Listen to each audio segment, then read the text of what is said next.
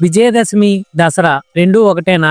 ఒకటే అనుకుంటే మీరు పొరబడినట్టే. అసలు ఆ రెండింటి మధ్య ఉన్న తేడా ఏంటో ఈ రోజు వీడియోలో చూద్దాం. ముందుగా విజయదశమి అంటే ఏంటో తెలుసుకుందాం. దుర్గాదేవి 9 రాత్రులు 10 పగళ్ళు యుద్ధం చేసి 10వ రోజున మహిషాసురుని సంహరించి విజయం సాధించింది. అమ్మవారు విజయం సాధించిన 10వ రోజునే మనం విజయదశమిగా జరుపుకుంటున్నాం. ఆ తల్లి సాధించిన విజయానికి గుర్తుగా విజయదశమి ముందు 9 రోజులు అమ్మవారిని పూజించి 10వ రోజున విజయదశమి జరుపుకుంటారు. మరి దసరా అంటే ఏంటో కూడా తెలుసుకుందాం. సంస్కృతంలో దశ అంటే 10, హర అంటే ఓడించడం లేదా నాశనం చేయడం. త్రేతాయుగంలో శ్రీరాముడు విజయదశమి రోజున దుర్గామాతని పూజించి ఆ తల్లి ఆశీర్వాదంతో 10 తల్ల రావణ్ణి సంహరించి విజయం సాధించాడు. అందుకే దశహర అనే పేరు వచ్చింది. రాను రాను అది కాస్త దసరాగా మారిపోయింది. శ్రీరాముడు రావణుడిపై సాధించిన విజయానికి గుర్తుగా ఆ రోజున రావణుడి దిష్టిబొమ్మలను దహనం చేసి పండగ జరుపుకుంటారు. విజయదశమి, దసరా ఒకే రోజున జరుపుకుంటున్నప్పటికీ వాటి కారణాలు వేరే.